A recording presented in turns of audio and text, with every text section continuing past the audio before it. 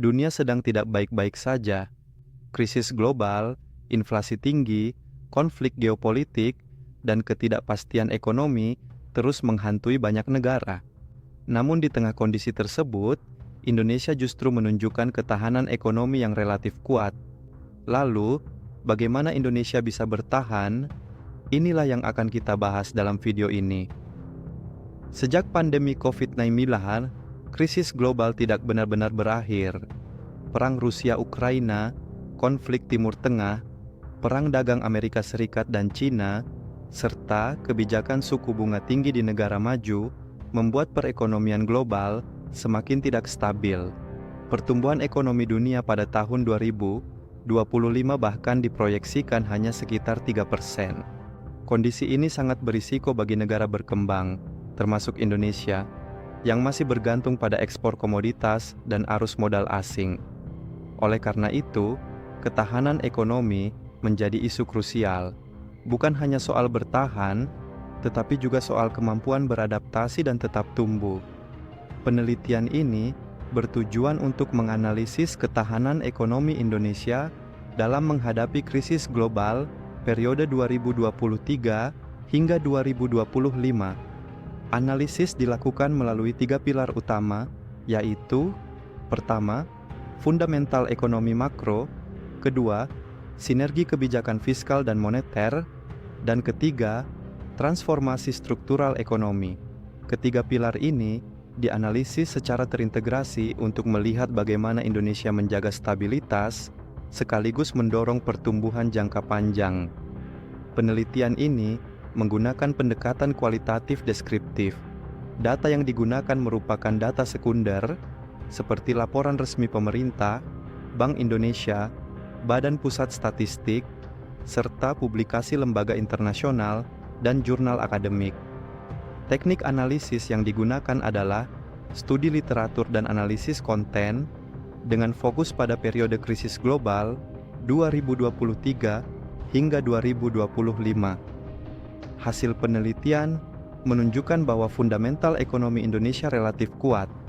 Pertumbuhan ekonomi Indonesia tetap berada di kisaran 5%, bahkan mencapai 5,12% pada triwulan kedua tahun 2025. Inflasi berhasil dikendalikan di bawah 3%, jauh lebih rendah dibandingkan banyak negara lain. Dari sisi eksternal, Indonesia mencatat surplus neraca perdagangan yang konsisten dengan surplus mencapai lebih dari 5 miliar dolar Amerika Serikat. Cadangan devisa tetap berada pada level aman, sehingga mampu menjadi bantalan terhadap gejolak global. Temuan ini menunjukkan bahwa stabilitas makroekonomi menjadi fondasi utama ketahanan ekonomi Indonesia. Pilar kedua adalah sinergi kebijakan fiskal dan moneter. Pemerintah dan Bank Indonesia menjalankan koordinasi kebijakan secara erat. Kebijakan fiskal difokuskan pada stimulus yang tepat sasaran, perlindungan sosial, dan dukungan terhadap sektor produktif. Sementara itu, kebijakan moneter diarahkan untuk menjaga stabilitas inflasi, nilai tukar, dan likuiditas perbankan. Bank Indonesia menurunkan suku bunga dan melakukan intervensi pasar secara terukur untuk menjaga stabilitas rupiah.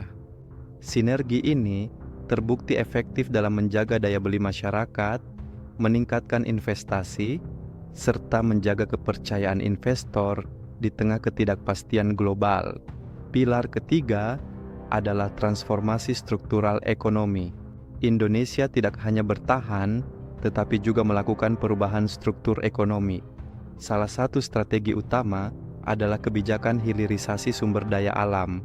Hilirisasi nikel, misalnya, berhasil meningkatkan nilai ekspor secara signifikan dan menciptakan ratusan ribu lapangan kerja.